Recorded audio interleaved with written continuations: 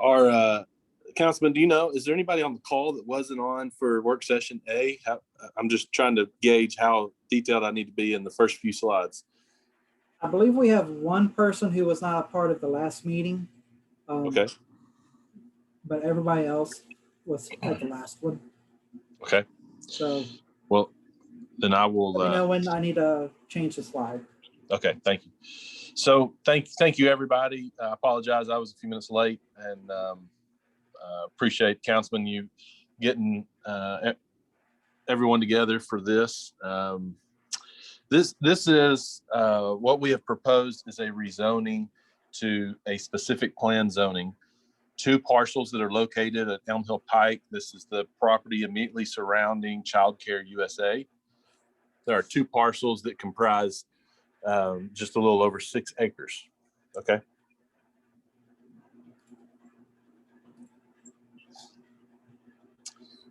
So the current zoning, as you can see, is RS10. This allows for homes that sit on 10,000 square foot acre lots. And what we are proposing, which would allow 23 lots on these 2 parcels combined. Okay.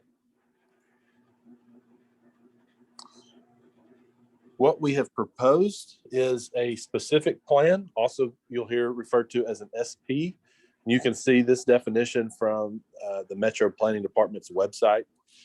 But essentially what an SP does is it creates a very locked down specific program of a development that can be established on a given piece of land.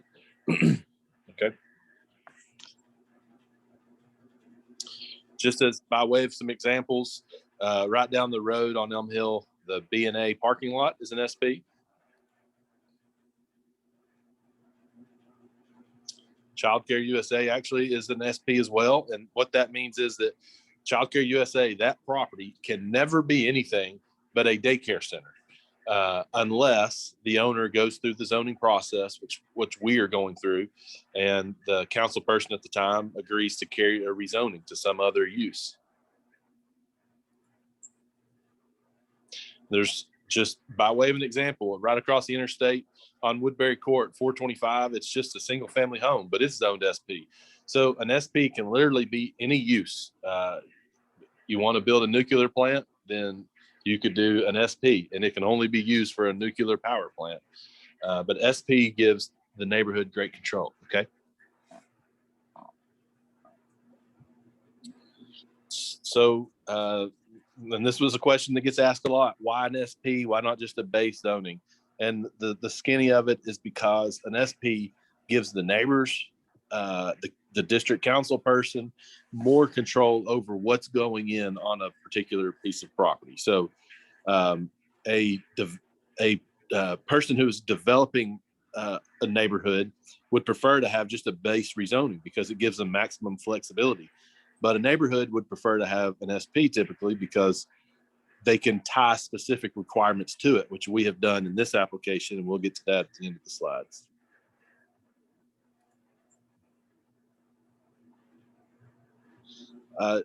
This is the list of some of the meetings that we've had about this. All of these have been public meetings.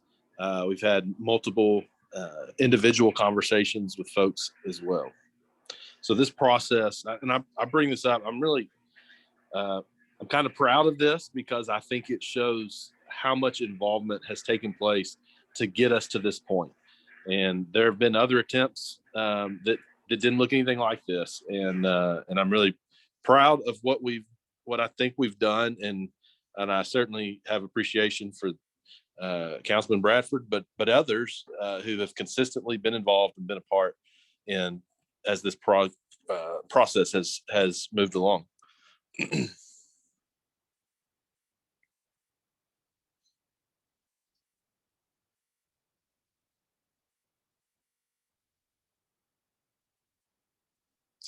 This is the actual site plan, and you will see the acre in the northeast is cut off because our intent is to not even use almost a full 2 acres. It's a little over an acre and a half of land that's undeveloped. But what you see are 14 single family detached homes that generally are at the front of the neighborhood. And there are 24 attached single family homes that are in townhome groupings, but none of those groupings exceed 3 units per grouping.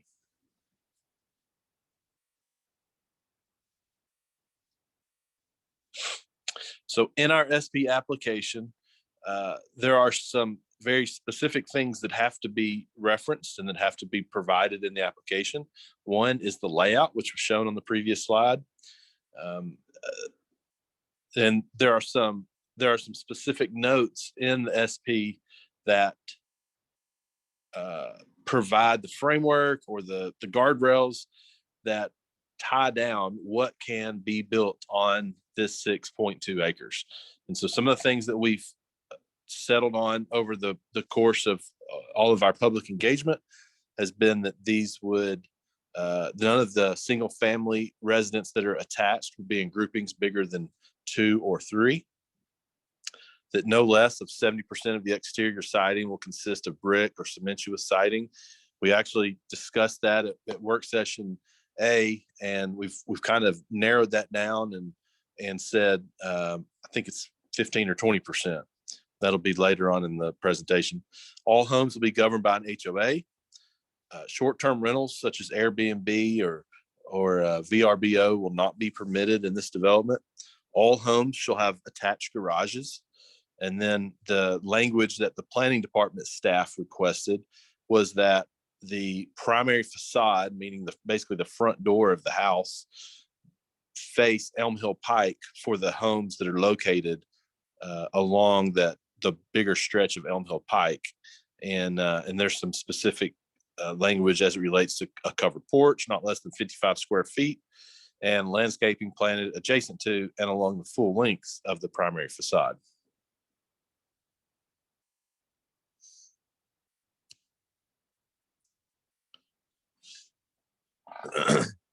When you submit an application for a rezoning, it goes through multiple metro departments. These are 6 of the departments that it goes through, in addition to the planning department, fire marshal, water services, metro stormwater, public works, traffic, parking, and the metro school board. And each of these departments' responses and review of this application is all public record, and it's all available in the planning department's review, which the councilman has sent out and has posted links to, and which is available still on their website.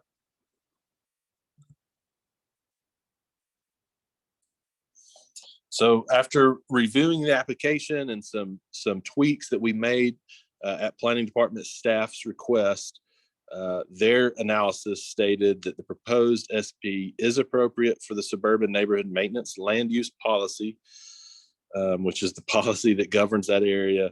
The proposed building setbacks, height, unit orientation, and density are consistent with the policy and surrounding context. The applicant has also undergone a substantial community engagement process to work with surrounding neighborhood to propose a plan that is sensitive to the neighborhood's concerns and interests.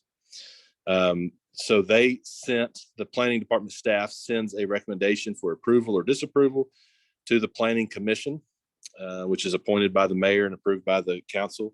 So the staff sent a recommendation for approval. Traffic and parking recommendation requires a westbound turn lane for Elm Hill traffic onto Timber Valley. And the planning commission voted unanimously for approval of the SP application.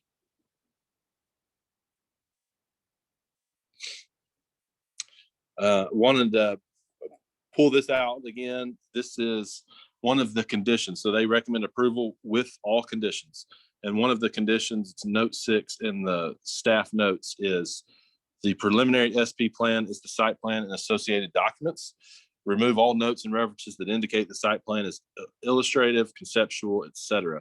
So I think this is important because it says to all those that read this document and anybody who desires to develop the land that this plan that has been approved is not conceptual. It's not, this is what we'd kind of like to do. This is what you can do. And if you don't build according to these specs, then you can't build at all. The traffic study is really interesting because they traffic engineers for Metro looked at this and said that our use of the size of the 38 units that we were putting in and the typical resident in that size home actually produce less traffic at peak hours than if the property was developed for its current zoning, which would produce more traffic at peak hours, AM and PM both.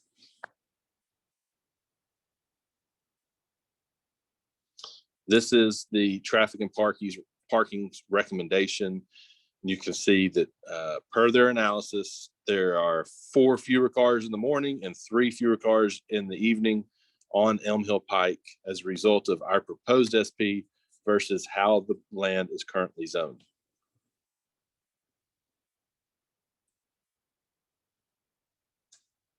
This is the land as it currently sits, abandoned, not much to it.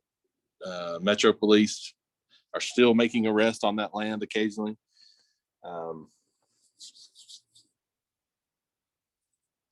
And what we are proposing is the development of these 38 single family, most likely, can't guarantee it, but most likely owner occupied homes with, and the thing that I've said, one of the things I'm most proud of is that almost a full 2 acres of a 6.2 acre lot will be reserved for nature to not be developed and to not be bulldozed and built over. I think growth is good. I think responsible growth is better, and I think what we have proposed is responsible growth. I think even though I'm not trying to sell everybody on the idea that every neighbor around is 100% gung ho, can't wait, excited for this to be built. I do think that there have been lots of people that when we began this process were adamantly opposed to it, and we have had a lot of dialogue.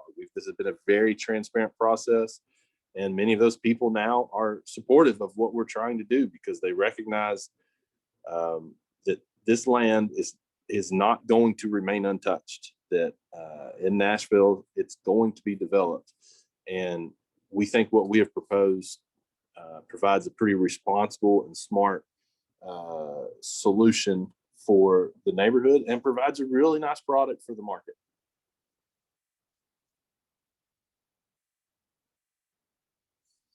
So last week, and these are my notes from last week.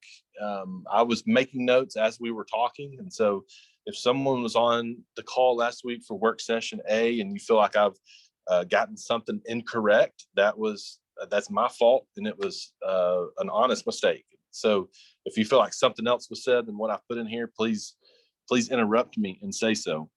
But these are the things I took away from our meeting. One, there would be sidewalks along the road to create access so that folks that live in the front would have a continuous sidewalk access to the park in the back of the subdivision. Somebody said they didn't want to see any white vinyl fencing, so we're going to say no white vinyl fencing shall be permitted.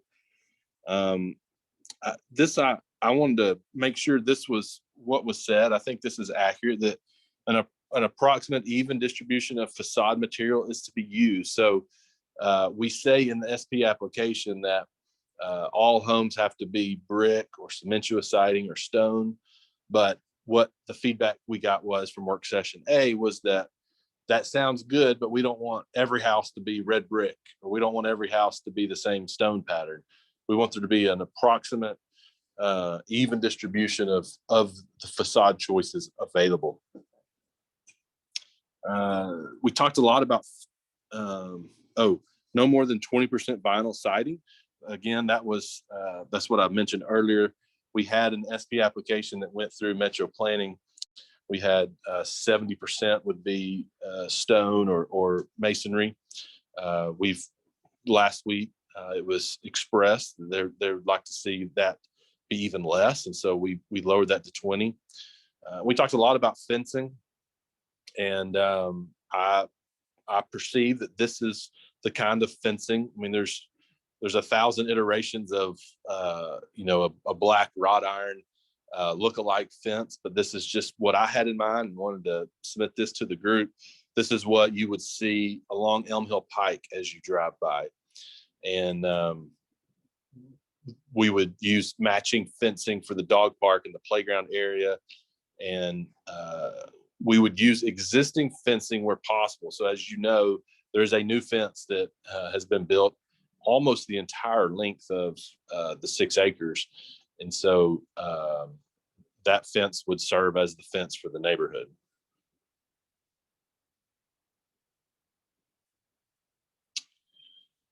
No public trash or recycling facilities in the neighborhood.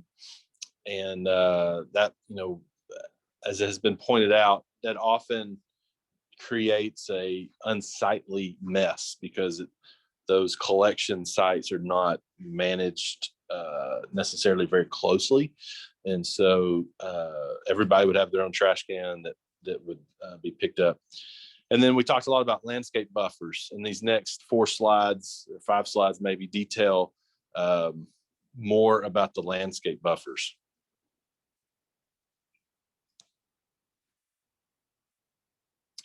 So this is the landscape buffer requirement, and it looks kind of like Greek, but let me, if I may, the top line is the zoning district that's providing buffer yards. So that'd be us.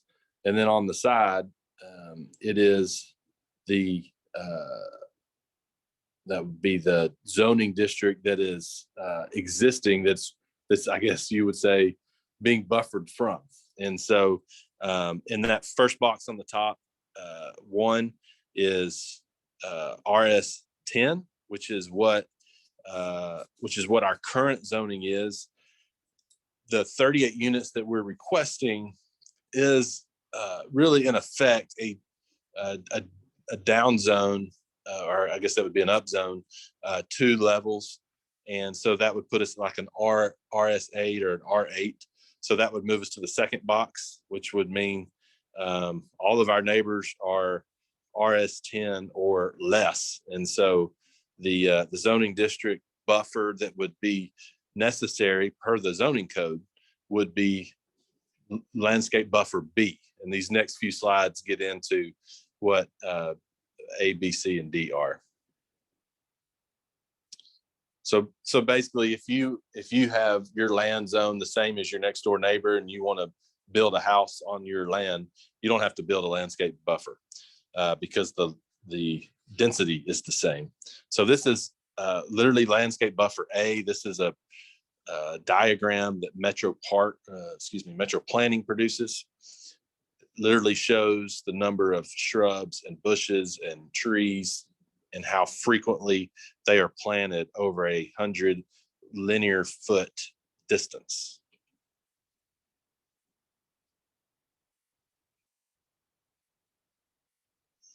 Landscape buffer B is what we have in the SP currently along the it's primarily the western and northern border. That is the border that borders the family who lives to the west and to the north in that home that they've purchased. As you can see, you've got to plant so many canopy trees per 100 linear feet, so many understory bushes, and so many shrubs. Landscape buffer C is just more of the same. It's just more dense, and this is used for when you have a per the previous tables, when you have a high density like a multifamily facility right next door to single family homes, you see some landscape buffer C's. And then landscape buffer D is when you're transitioning from like an industrial to residential next door. Metro planning would require a very thick landscape buffer there.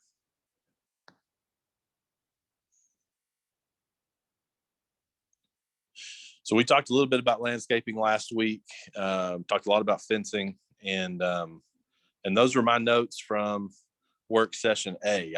Again, if you feel like there was an omission or an oversight or misstatement, that was unintentional, and tonight is the purpose for addressing that, so that when we go to the next step, which is if the councilman sees fit to carry this forward to the council, that would be the next step, and our application would include all of the details in which we addressed every meeting leading up to this one, and including our meeting tonight. Thanks, Josh, for the presentation. And I believe most of the notes that you provided are correct. They kind of match what I put.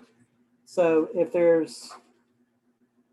we did a lot last week in putting down ideas, but if there's anything new that anybody has thought of or would like to add, one thing I do want to ask, and this would be primarily maybe for Matt Wilkinson from the planning department, and that is, will there be a sign going into this community? I know there's current legislation that's moving through that would require signage for an HOA. I don't know if that will affect this in any way. All right, so right now, there's no requirements for signage for the community. That bill hasn't passed yet, and there's no current requirement for that. However, given the fact that this is going to be a private gated HPR community, everybody living in there should understand that they're in an HOA, and everybody driving by seeing the type of construction should understand that's also an HOA. It should be self-explanatory. Matthew, if I could interject one thing here, I do not intend, as it currently is designed, for it to be a gated community. Yeah, I'm sorry, I didn't mean gated, but like, I mean, like it's obvious that it's its own separate development. Yeah, gotcha. I just wanted to clarify. Thank you.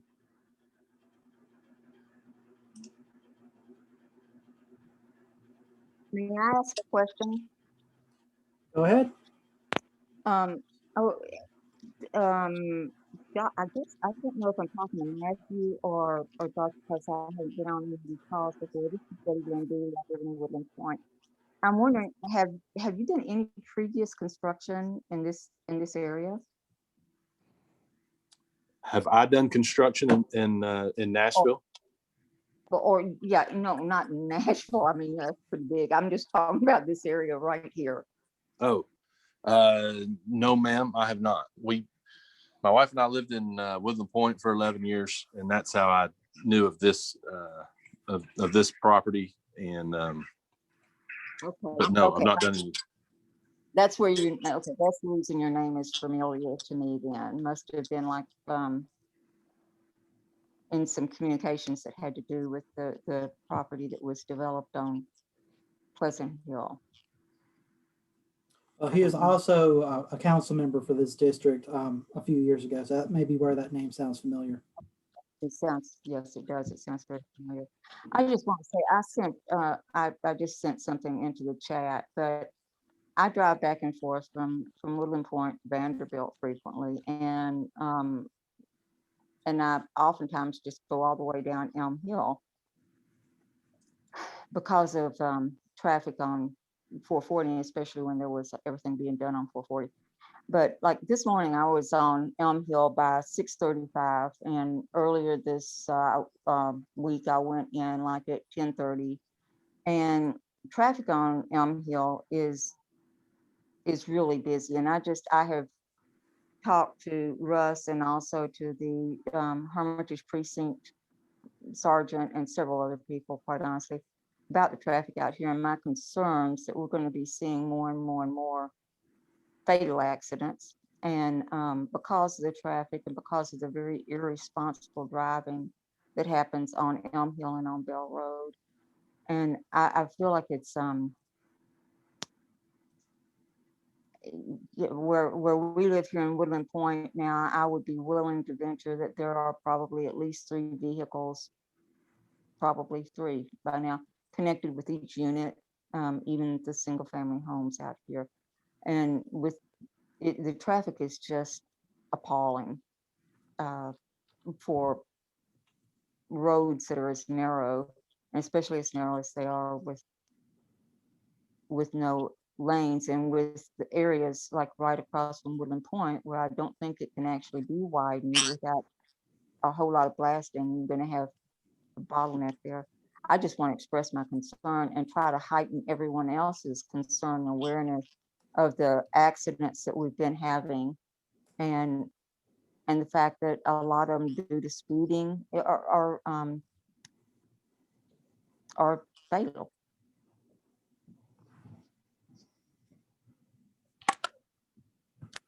And that's all I want to say. I want that to be foremost in everyone's mind when they think about continuing to develop out here until there's been something done about the traffic corridors. Thank you. Thank you. Thank you for calling in. I do appreciate it. This is Josh. I just, whether, this got brought up last week, but whether you believe or don't believe the Metro Planning traffic study, they did do a traffic study that said this would actually produce less traffic.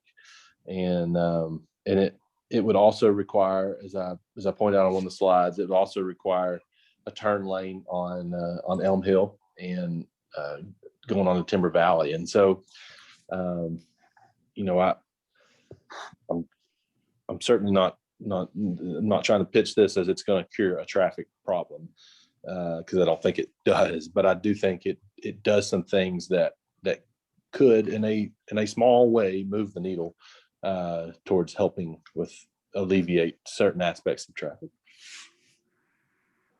Do you know how far back the turn lane westbound would begin? I don't know. Matthew may know that. I know that one of the conditions is that it's built to the MTCSU standard, which is Metro's, traffic. So however, whatever the standard is for every other intersection, that is what would govern it.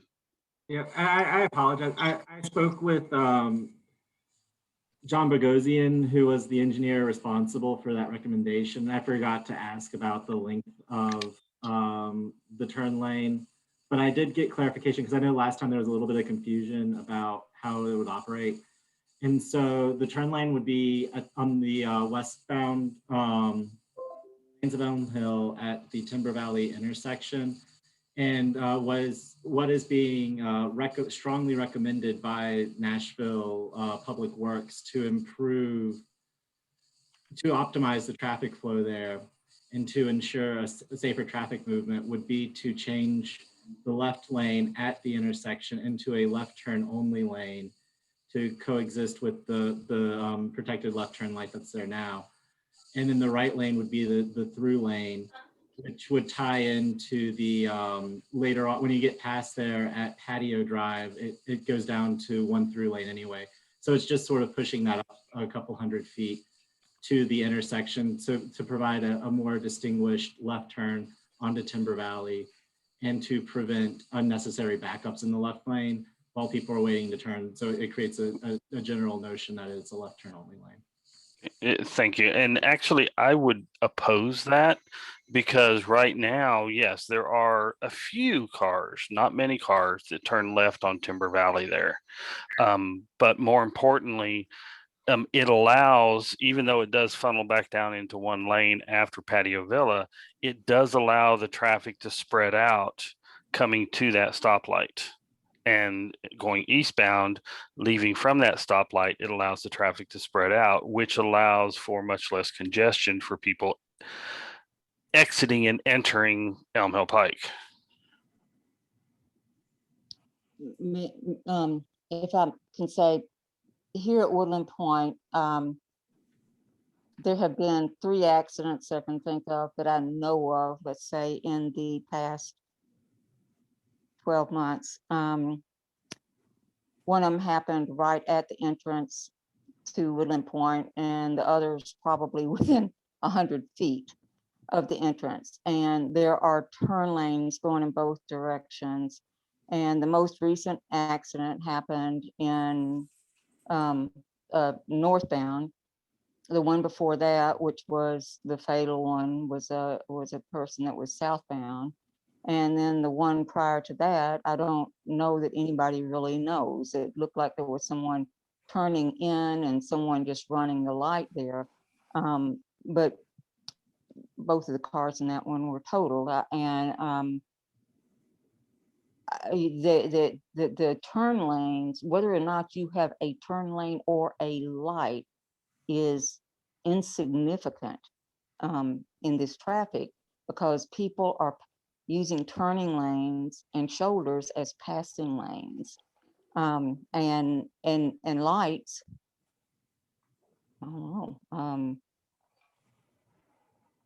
Or oftentimes I saw it happen this morning at the exact light that you're talking about there at Patio Drive, where someone just coming down past in that lane and didn't, and there was someone that was already had pulled out in the patio from Patio Drive heading towards Donaldson Pike, and this person ended up passing them on the right on the shoulder.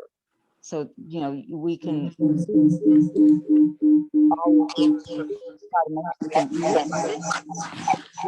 but it may not accomplish what you think it's going to accomplish.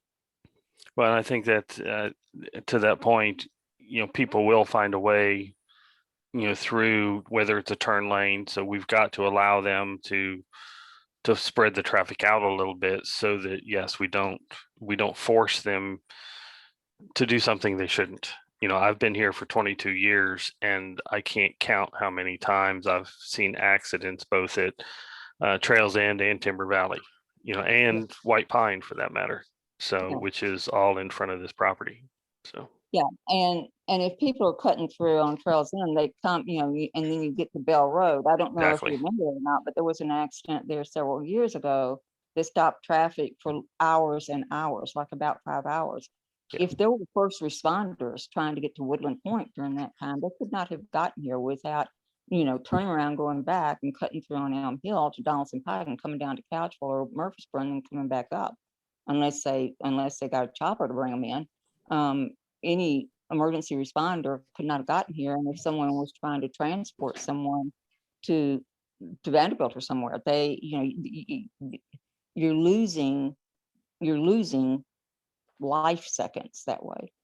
And I really think to be responsible, we and the city council have got to take things like that into consideration.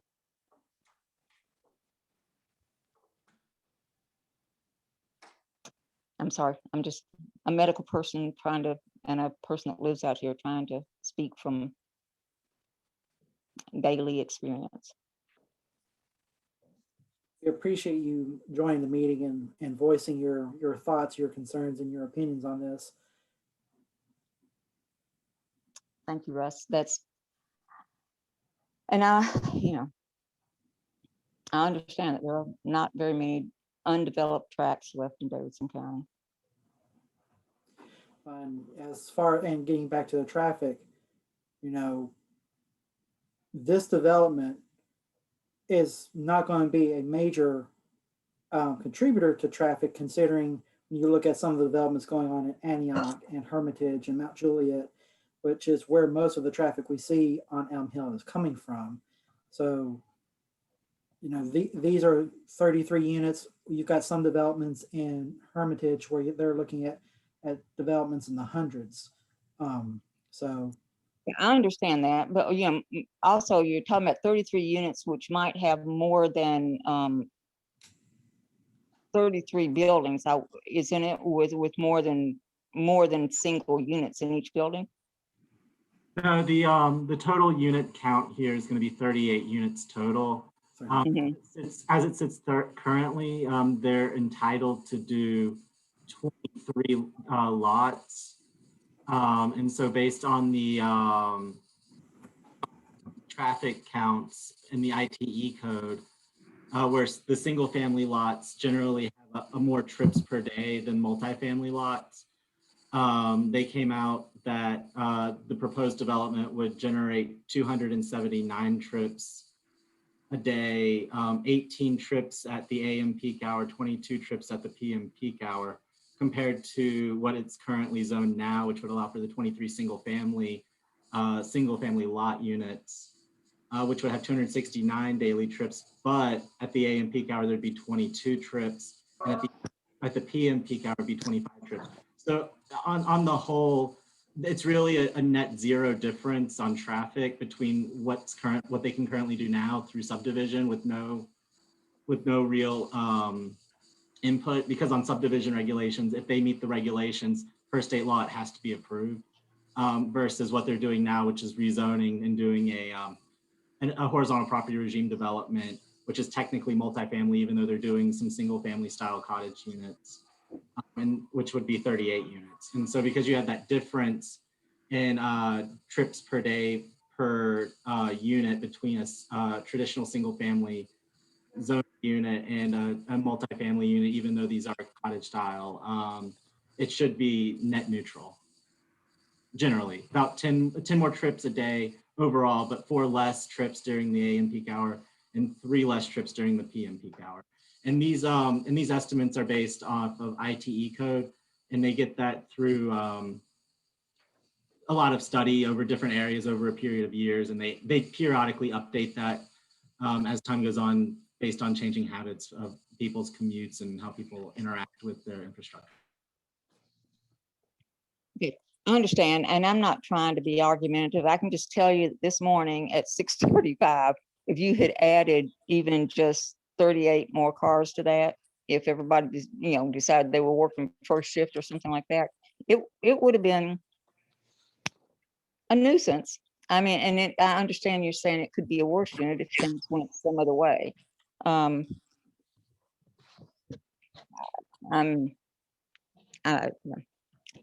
That's just real life, but I guess I'm making an ideological argument, which is not real life. So thanks for hearing me out. Is there any other thoughts?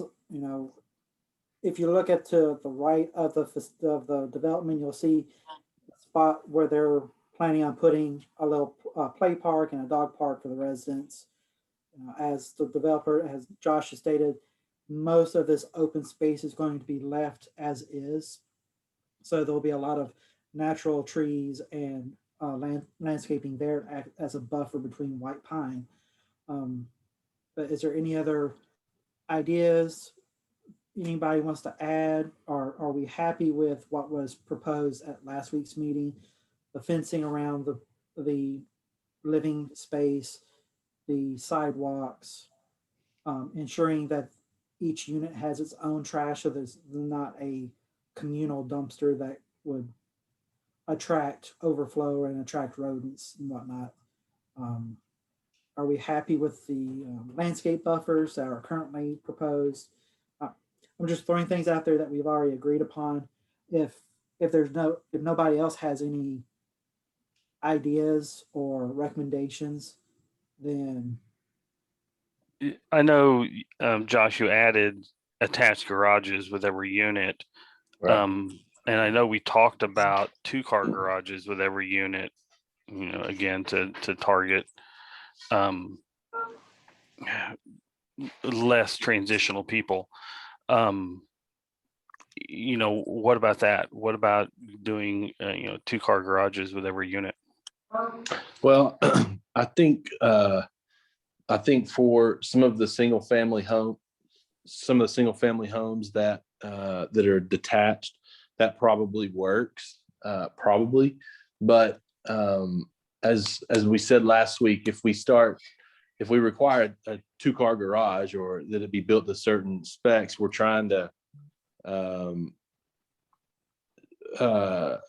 we're going to run out of space. We do want to have a master suite that's on the first floor, because we want these to be appealing options for those that may be looking for retirement home. And so if it's a townhouse, townhouses are not going to be in the target market for retirees.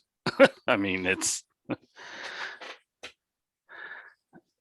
and I agree with you, you know, having a master downstairs would be preferred. Yeah, and I hear what you're saying with the fact that yes, you may run out of room, and don't take it the wrong way, you know, but at the same time, your desire to maximize the efficiency of the space is secondary to our desire to maintain, you know, the neighborhood that we've lived in for 20 plus years, Hey, and we'll be here Matthew, for another 20 more. Matthew, didn't we discuss last week and find out that we can't limit or we can't dictate garages? I mean, so they're going to be required to meet. It's very difficult to. I think we spent most of last time talking about regulating bedrooms and everything, and we cannot regulate bedrooms or locations of bedrooms. Garages, I would stay away from that because that's starting to get into some micromanaging, and I don't think planning really has the capabilities to adequately like enforce that. Wouldn't that be one of the benefits of an SP, so that the neighborhood has more input and more to an extent, management I mean, of? generally when we're talking about like that, we're looking at like building materials and landscaping and amenities, you know, it's what we've been talking about with like the fencing and stuff. But when we start getting into like, and I think it's more important to ensure that they're adequately parked, which they are, and not necessarily going into the minutia of the design. Because it just adds, yeah. And I can see if Lisa's still on. I don't think Lisa Milligan, who would oversees that, still on, but I can confirm again whether or not they can do 2-car garages or 1-car garages. And I know I harped on it last time, but again, you know, I'm trying to, you know, make the target audience people that are going to move into these units and stay here for the next 20 years, that aren't going to move into them and be here for 3 years and then decide, you know, they want to go buy a house with a yard somewhere. You know, that's what we're trying to, and that's, we've got too much of that as it is in this particular area. So whatever we can do, you know, to work toward that. So I'll add that in all realistically that we can't really prevent sure, people from coming into, because you know we could build this or as 28 lots that you are saying would attract a certain demographic, but then a company like American Home for Rent could come through and buy all 28 homes. So now these family homes are now going to be turned over to rentals and end up being 28 transient homes. So right. There's really no way to build or develop anything. We could hope, and we could, you know, hope that these neighborhoods are filled with families and people that will want to build their lives and be a part of the community. Right. But we just can't mandate that. We can't build it. Oh, sure. Yeah, no, but building those aesthetics that we do have, you know, control over, management over, you know, to try to take that into account. You know, what about an HOA? Is there an HOA that can be dictated that says they have to be owner occupied for 3 years before they can be rentals? Yeah, I don't know. As a horizontal property regime, HOAs are required because the HOA is going to own the land. The people buying these won't own the land beneath their unit; they'll just own their unit. The HOA will own the land around it and everything. And the HOA can make limitations on long-term renting and long-term renting. However, Metro cannot be a party to that decision-making process, nor can we mandate that they do it. And the HOA may decide to do it at the onset, but the ownership of the development can change over the years, and they can go back and amend their HOA docs and just take that out. Like HOA rules and bylaws change every year. And so really any sort of rental that is 30 days or longer, we can't regulate. But we can regulate short-term rentals, and short-term rentals are already prohibited in this community. Okay. And that's all I'm looking for, is something so that we can, protect our investment in this neighborhood, the neighbors, because, of all those issues that come with, some of those bad seeds, to try to avoid giving them an opportunity to plant here. So. One thing I wanted to point out is an article that was from July 31, 2019. Councilman, you were talking about the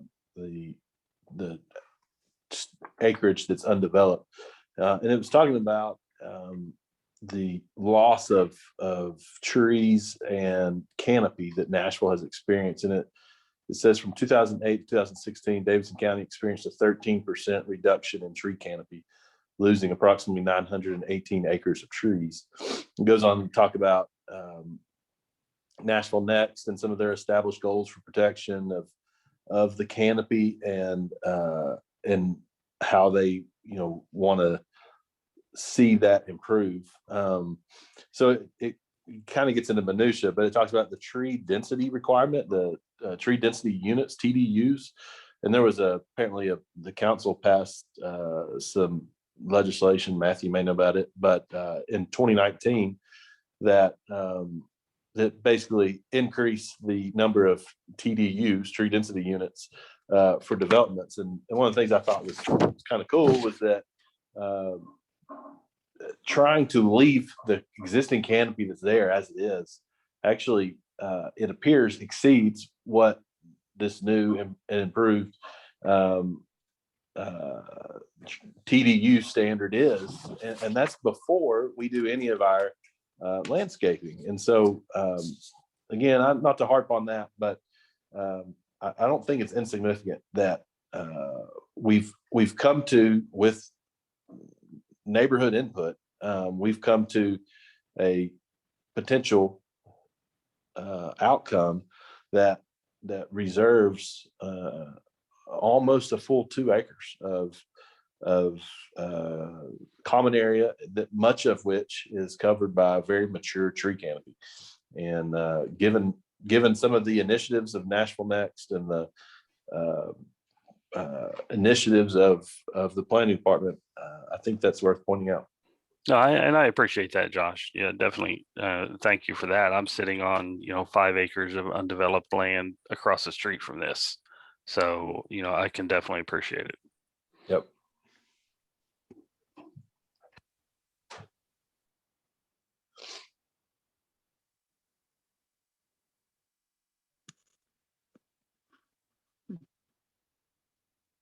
Do we have any other anything else to add, or do we feel like what we've discussed tonight and last week and over the last 12, 13 months is something that the community would be being okay with? Probably isn't the right word, but something that could be tolerated? And do we have something from the developer standpoint that could work? If so, we can go ahead and start moving on the process. May I ask what the estimated start date is for building construction, clearing the property? Yes, ma'am. We would go if we proceeded tonight. I believe the councilman is considering filing the legislation before I think it's May 30th deadline. And so that is if we proceed. And so that would mean we really would, I guess, reach final completion at the end of July, as far as the entitlement, the legislative process goes.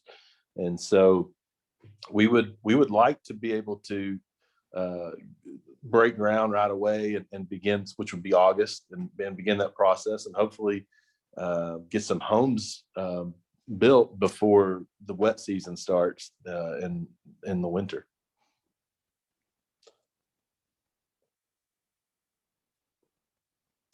Okay.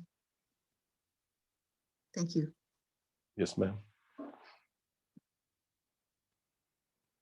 I just want to, I'm sorry, go ahead. Go ahead, Josh. I just wanted to, again, say thank you. I know I get it. Virtually nobody likes development. I understand that.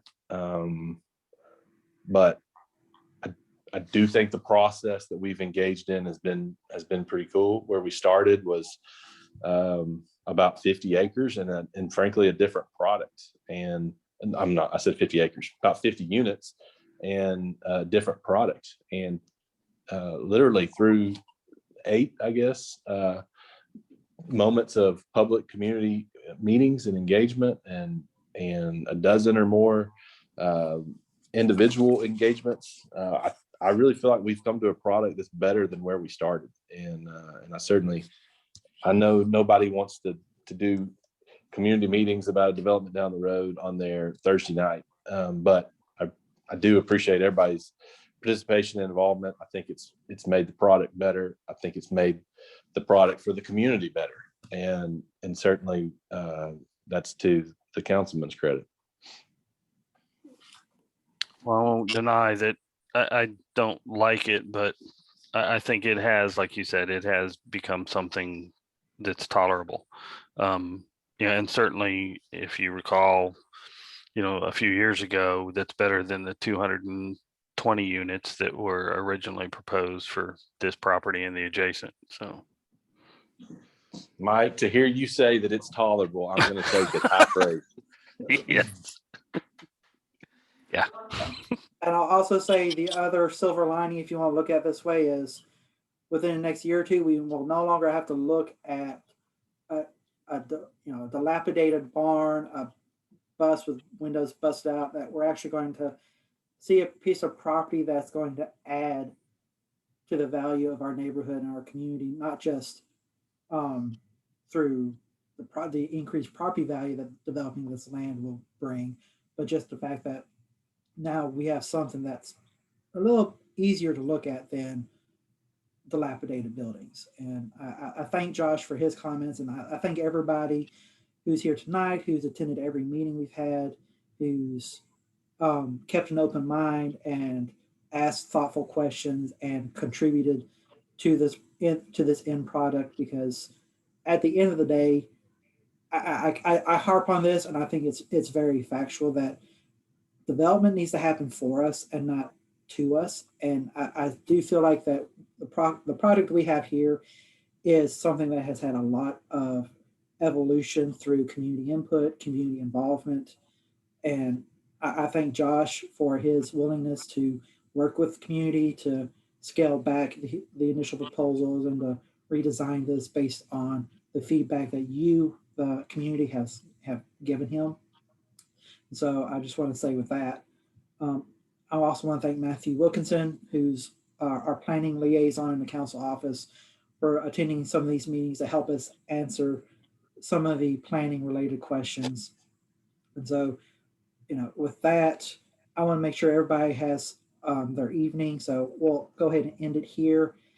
If there's any other questions or thoughts or something that you might think of after this, you can email me, russ.bradford@nashville.gov, and I can get those over to Josh. We'll probably start having a meeting. Well, me and him will probably meet early next week and go ahead and get legislation started. And just to keep everybody in the know, so the first reading, if we get this filed in time, the first reading will be on the June 1st council meeting. And then second reading and the public hearing will be the first meeting in July. So that'll be another opportunity for anyone who wishes to speak. We'll have that opportunity then. If we pass it on second reading, then the final reading will be the second meeting of July.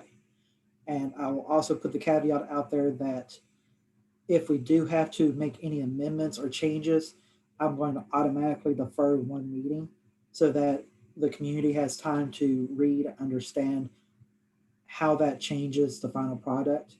But I'm hoping after over a year of having these meetings that we've got a product that is final and that is good for the developer and will work and the community can get behind as well.